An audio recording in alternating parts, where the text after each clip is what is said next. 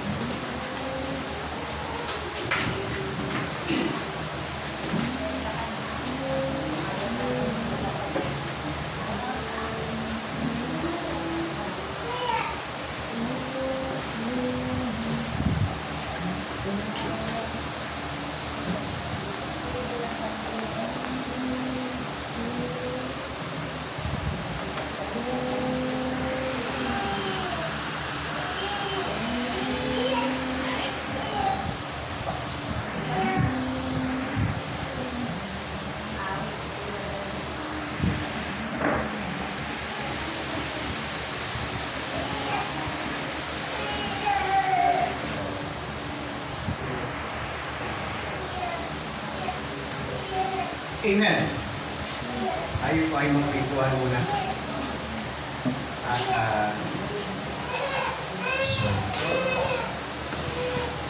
tayo po ay mag-aaral ng salita ng Diyos. Noong mga nakarang Sunday, ang topic natin ay Sunday School, patungkol sa Roma. Puro mga Roma yan. Romans. Kasi yung Romans kasi, yun ang sa Constitution, yung tinatawag na Bill of Rights. Nandoon yung mga tawag ito, yung mga due process, kung ano man ang kasalanan mo, mayroon doon sa Roma. At yun, ngayon, ibahin muna natin ng konti. Punta muna tayo sa Old Testament. At magpintuhan tayo doon sa history ni Esau. Kilala niyo ba si Esau? Sino si Esau? Kapatid ni Jacob. Yan ang i-chismis natin ngayong umaga. Si Esau. At yun, punta tayo sa Genesis.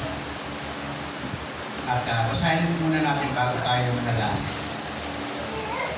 Genesis 25 verse 29 to 34. Ayan na yan. Ako magbabasa. Minsan si Jacob ay nagluto ng sinabawang pulang patani. Siya namang pagdating ni Esau mula sa pangangaso. Sinabi niya, gutom na ako. Bigyan mo naman ako niyang mapulang niluluto mo. At dahil dito ay tinawag siya Edom. Sumagot si Jacob, ibigay mo muna sa akin ang iyong karapatan bilang panganay. Payag na ako, sabi ni Esau. Aanin ko pa ang pagiging panganay kung mamamatay naman ako sa gutom.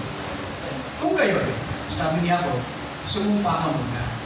Sumumpa ka si Esau at ibinigay kay Jacob ang karapatan ng pagiging panganay.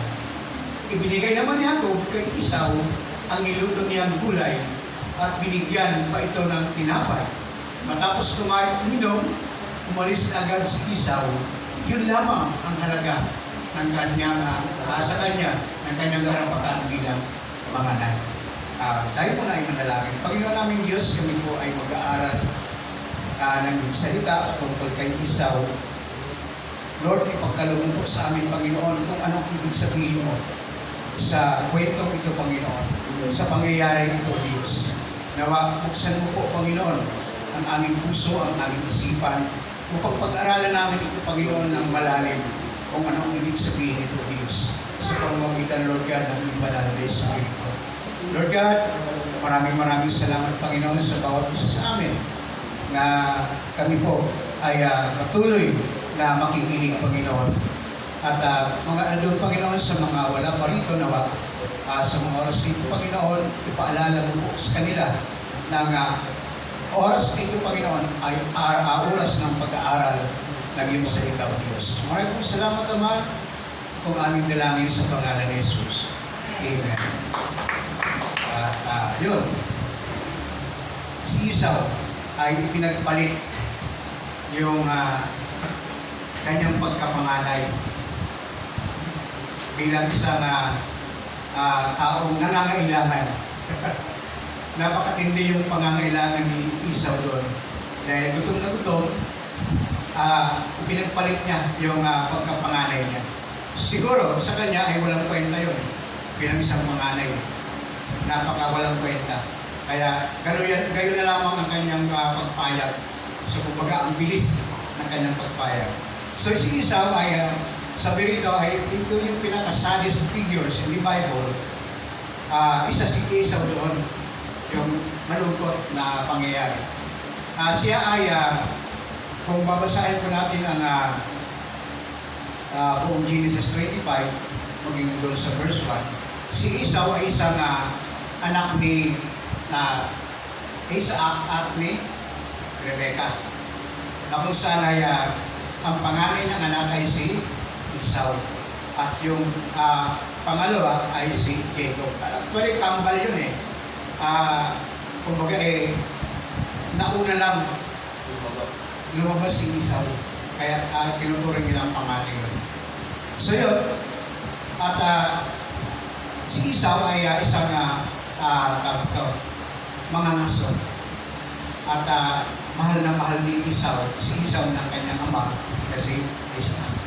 Na kung saan kasi yung kanyang pangangaso, niluluto niya, pinapakain niya sa tatay niya. So kumbaga napamahal yung kanyang ama sa kanya bilang isang anak. At tayo, sa pagbabasa po natin, kung magbabasa po tayo ng Genesis patungkol kay Esau, ay talaga na hunter si Esau na kung saan mahal ng ama. At mayroon namang mabuting kalooban si Esau sa kumbaga, sa kabilang banda. At alam niya na bagamat nilokos siya ng kanyang kapatid, kung alam po natin, nilokos siya ng kanyang kapatid na si Jacob. Kung saan ay, yun nga, sa pagbasbas ng kanyang ama doon sa blessing, ay ginamit ang kanyang nanay para basbasan si Jacob. At kumbaga yung karapatan ni Esau ay kinuha ni Jacob sa pamamagitan ng kanyang nanay. Yun po. At yun po yung mga kwento nung kung basahin po natin yung kwento ni Esau at ni Jacob, ay talagang napaka salimuot na pangyayari na kung saan ay sa bandang huli ay naroon yung pagmamakaawa ni Esau na basbasan siya ng kumbaga halos naglulumod si Esau na basbasan siya ng kanyang tatay para naman makatanggap ng pagpapala. Pero yun nga, dahil nga sa pinaliwala niya yung kanyang pagkapanganay. Alam mo kasi, noong panahon ng Old Testament, kapag ikaw ay panganay, ay ang ibibigay sa iyong blessing ay double portion. So kumbaga doble doon sa mga kapatid mo. So kumbaga, kapag panganay ka, doble ang iyong matatanggap. Yun po ay mababasa po natin sa Deuteronomy 21 verse 17. Ano sabi doon?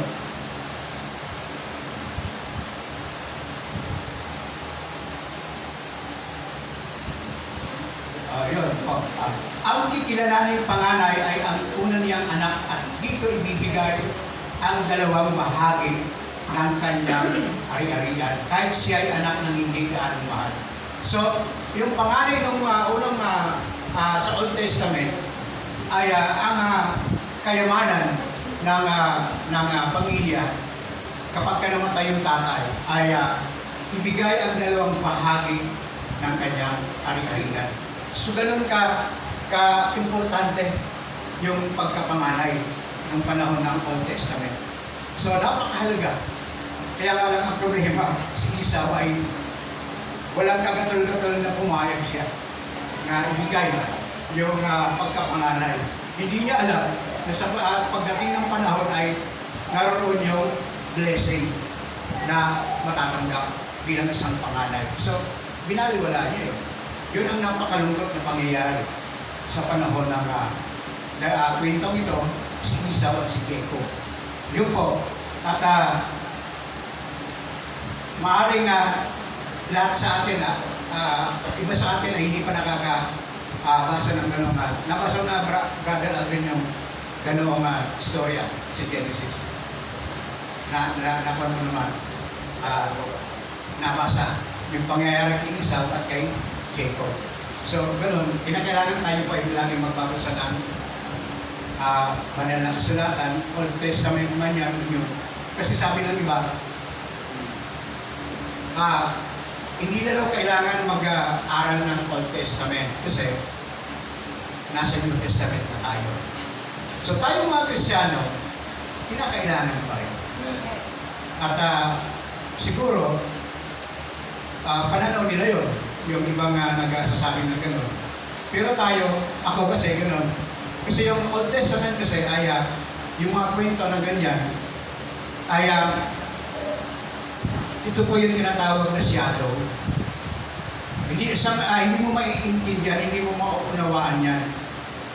Pero pagdating ng New Testament, nire-reveal yan ng ating Panginoon. So kumbaga, yung mga kwentong yan, ang Old Testament is a shadow.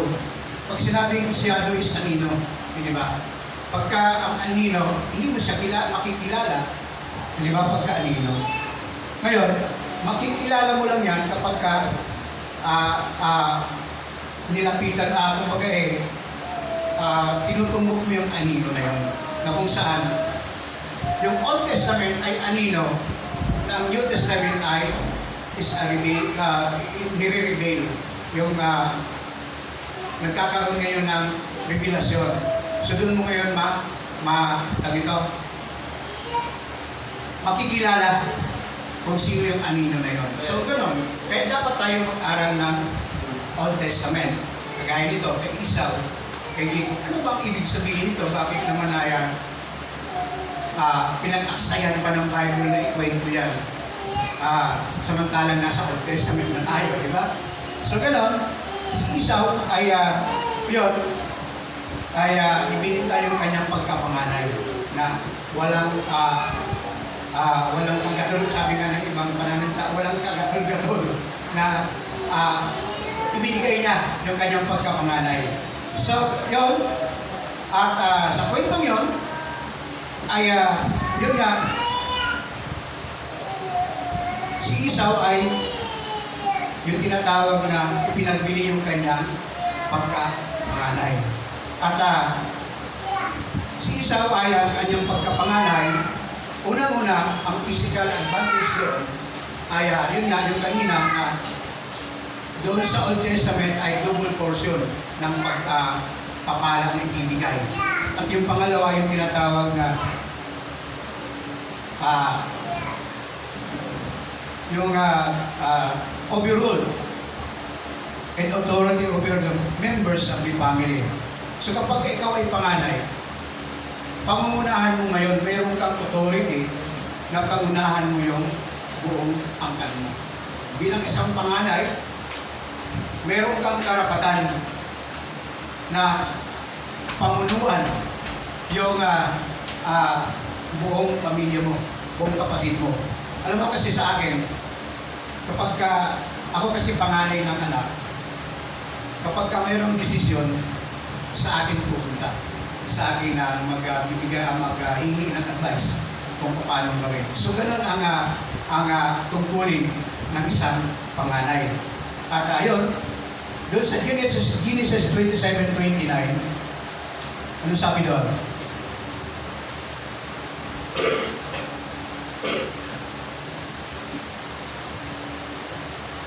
Sabi rito, hayaan ang mga bansay gumalang at paalipin. Bilang pinuno, ikaw ay kilalanin. Igagalang ka ng mga kapatid mo, mga anak ng iyong ina ay yuyukos sa iyo. Sila daw ang sumasumpa sa iyo, ay sumpain din. Ngunit ang nagpapala sa iyo ay pagpapalain. So dito, hayaan ang mga bansay gumalang at paalipin. Bilang pinuno, ikaw ay kilalanin.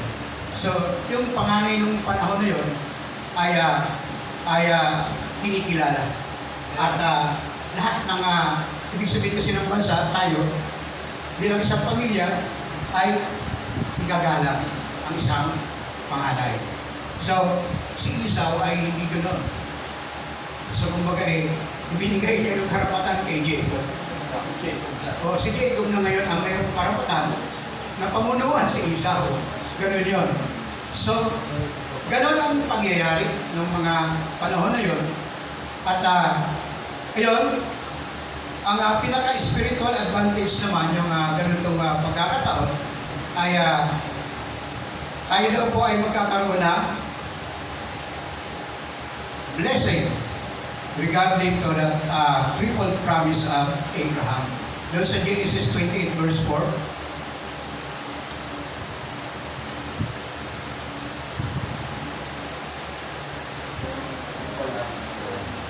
pagpalain ka nawa niya, gayon din ang iyong lahi. Tulad ng ginawa niya kay Abraham.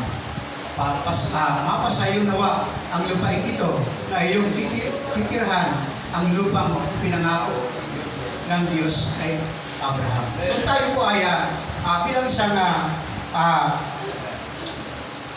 panganay ng kay Jacob, ay naroon yung promise ng pagpapala na inayawan ni Esau, na binaliwala ni Esau. Dapat sa kanya yun eh. Kaya nga lang, pinawalang halaga niya yun, napunta ngayon kay Esau, yung pagpapala na yun. So, ngayon, kung aarukin mo yung kwento na ito, ay magkakaroon ka ngayon ng isipan na walang dapat yung karapatan mo ay huwag mo paninindigan mo dapat. So yun, mas pinili pa ni Esau yung tinatawag na panandaliang gutom. Kasi nga, gutom na siya eh.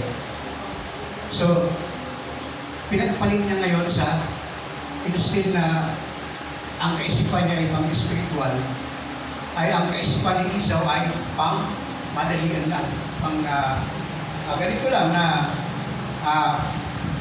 pagka ikaw ay may pangangailangan, ay ano ngayon kung Kristiyano ako, basta ako gutom, yung aking tiyan ay kinakailangan kumain. Yun. Hindi iniisip ni Esau sa bandang ulit. So, yun. Ang pangyayari yun ay binaliwala ni Esau. So, yun. At bilang isang Kristiyano, doon tayo pupunta sa yung ibig sabihin kasi nito, yung tinatawag na birthright ay isang karapatan mo bilang isang Kristiyano. Sabi rito, mayroong katanungan kasi na sabi niya, are we sealing our birthright as a Christian? Katanungan po yun. Tayo ba ay ipagbili po natin ang karapatan bilang isang Kristiyano sa sanlibutan ito? Yun po yung katanungan doon. Pero, bilang isang mananampalataya, ay mayroong pangako ng Diyos. Sabi niya, we are heirs according to the promise made to Abraham. Mayroon tayong mana sa pamamagitan ni Abraham, sa pamamagitan ng pangako kay Abraham, na gagawin po sa akin ng Diyos. Galatians 3:29.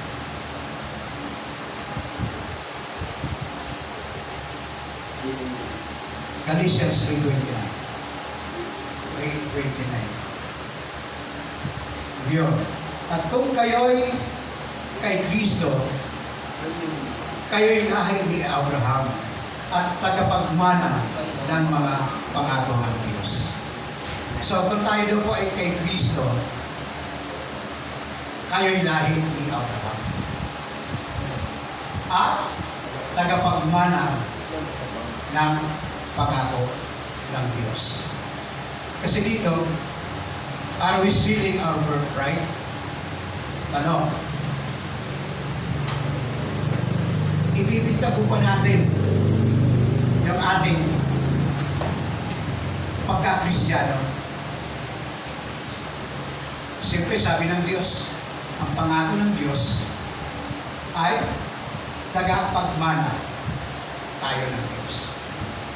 So, hindi dapat na huwag po natin gayahin si Esau, yung karapatan niya bilang isang panganay, dahil ang panganay ay mayroong pangako. Double portion, kung nabasa po natin sa Deuteronomy, ang ibibigay. Mayroong mga pangako na hindi isinasangalang-alang ni Esau, na kung saan bahala na. Sige, kasi gutom na ako eh. Pansamantala, yung kanya iniisip.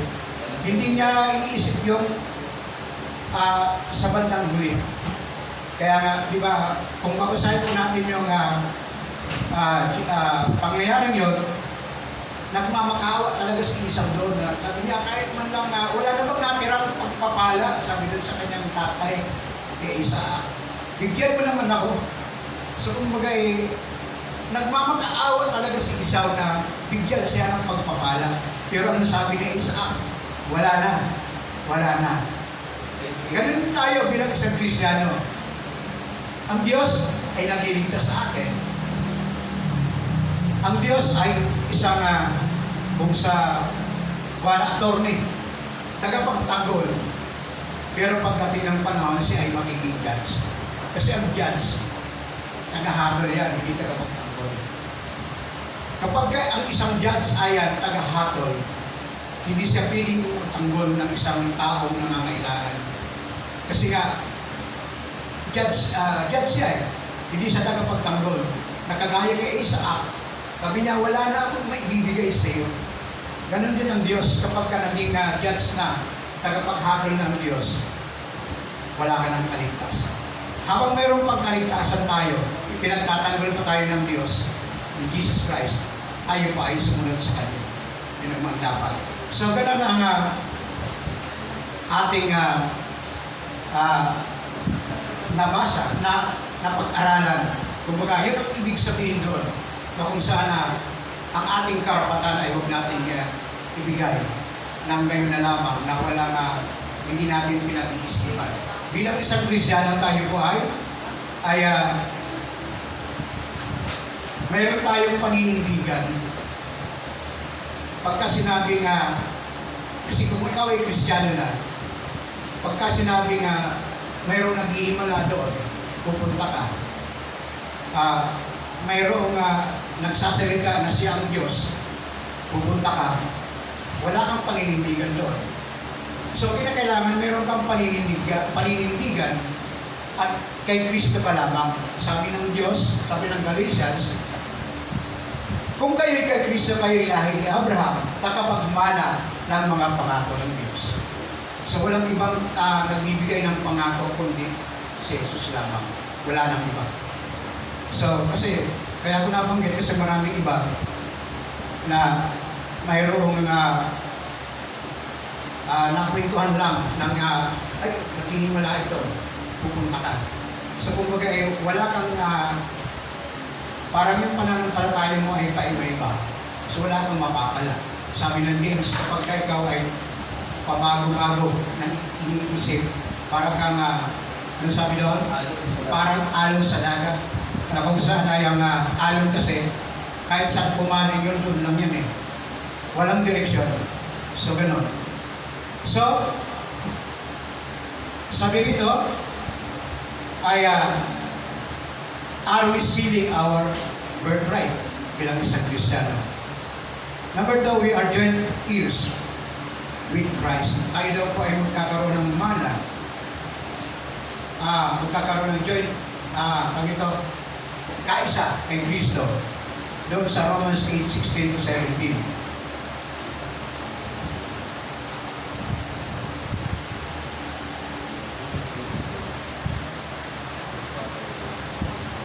Ang Espiritu ang nagpatutuo kasama ng ating Espiritu na tayo'y mga anak ng Diyos.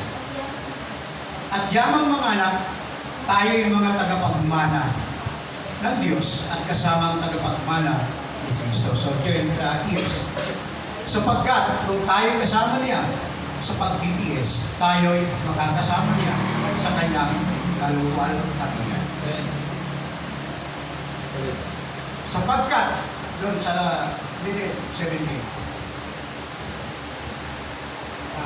sapagkat kung tayo'y kasama niya sa pagtitiis, kasi pagka minsan, parang easy lang yung ating dapat na maranasan, hindi yung pagtitiis. Kasi, ganun ang ginawa ni Esau. Gutom na siya. Sa isang salita lang ni Jacob na, ibigay mo muna sa akin yung pagkapanganay mo. Walang reklamo eh. Hindi man lang nagsabi eh.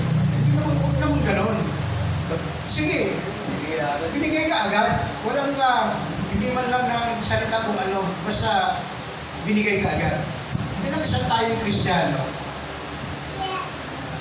Kahit na gusto mo yung mga bagay na hindi naman kalugod-lugod sa Diyos. Pagka minsan, na i-grab natin, kung baga napapasubo tayo pagka minsan di ba? Na bagamat hindi kalooban ng Diyos, bahala na. Mahal naman ako ng Diyos eh. Yung mga ganun kaisipan eh. Patatawarin naman ako yan eh. Mabait naman ng Diyos eh. Meron tayong kaisipan. Ako pagka minsan ganun eh. Mabait naman ng Diyos eh. Patatawarin naman naman yan eh. Intindihan naman. Parang ganun na. So, kinakailangan magtiis. Kasama niya sa pagtitiis, tayo makakasama niya sa kanya. Sapagkat kung tayo kasama niya sa pagtitiis, pag sinabing pagtitiis kasi, naroon yung mga problema eh. Ibig sabihin, hindi basta-basta pagiging Kristiyano ka lang, na simple lang yung tinatawag na Kristiyano na tinatawag na bed of roses. Ang sarap umiga sa bulaklak, sa rosas. Pero yung tinik, iniiwasan po natin. So ang rosas kasi may tinik yan. Kinakailangan gamahin po natin. Pagtiisan po natin. Yung mga pagtitiis. Yun po. At sumunod ay magkakaroon tayo ng mana sa langit. 2 Peter 1:11.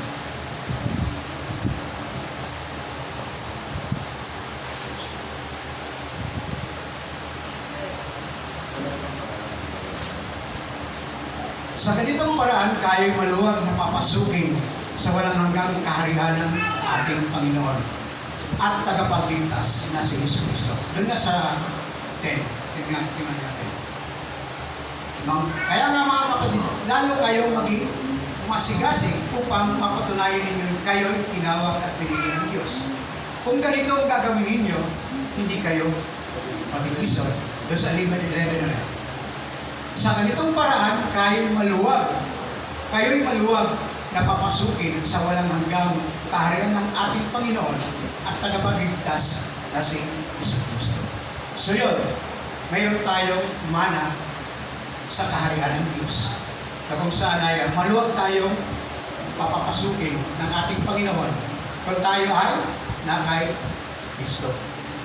So, yun ang mga pangako ng Diyos. At 1 Peter 1:4, ano sabi rito?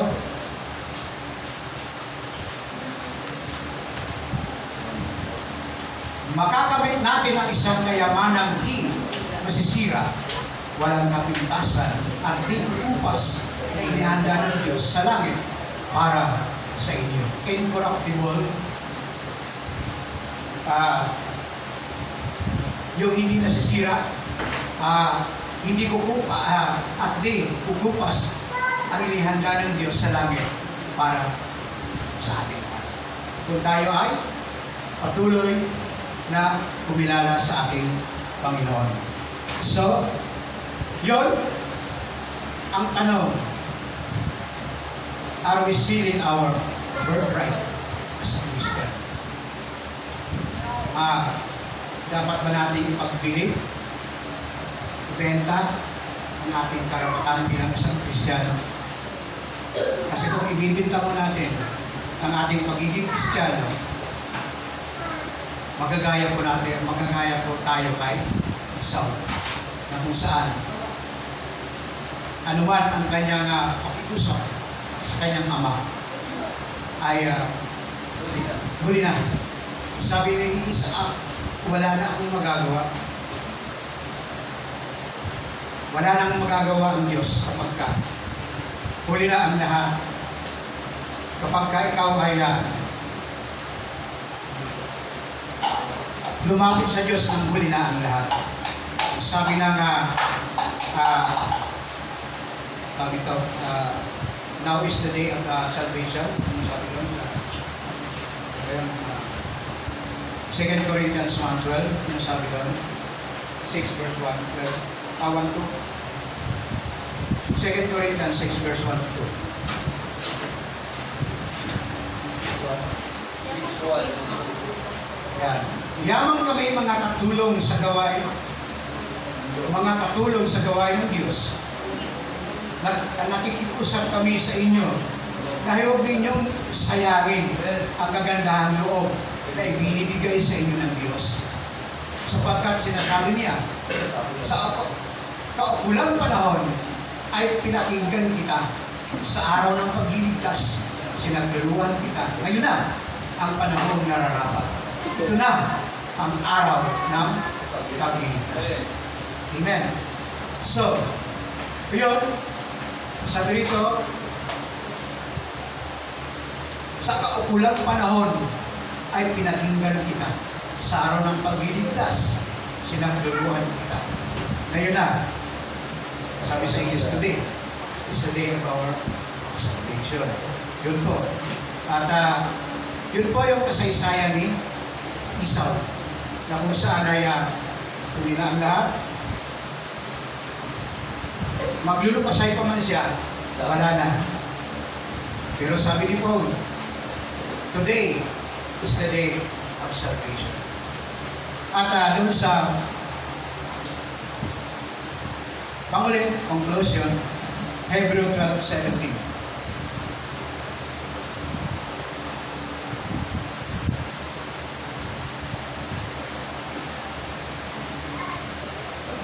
Alam niyo ang nangyari pagkatapos. Hiningi niya sa kanyang ama na igawad sa kanya ang pagpapalang na ukol sa manganay. Ngunit ito itinanggi sa kanya sapagkat hindi na niya mabago ang kanyang ginawa. Anuman ang gawin niyang pakiusap at pagluha. Yun po yung si Esau ang tinutukoy yan.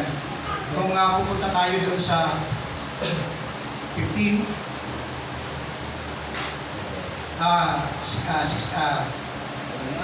ayun yan. Pag-ingatan ninyong huwag tumalikod ang sinuman sa inyo sa pag-ibig ng Diyos. Huwag kayo magtanim ng sama ng loob na dahil dito'y napapasama ang iba. Pag-ingatan ninyo na huwag pag-iapin ang sinuman sa inyo pawalang halaga ang mga bagay na spiritual. Tulad ng ginawa ni Esau. Hindi pinahalaga ng spiritual na buhay niya. At pinagpalit niya sa pagkain ang kanyang karapatan bilang panganay. 17. Alamin niyo ang nangyari pagkatapos.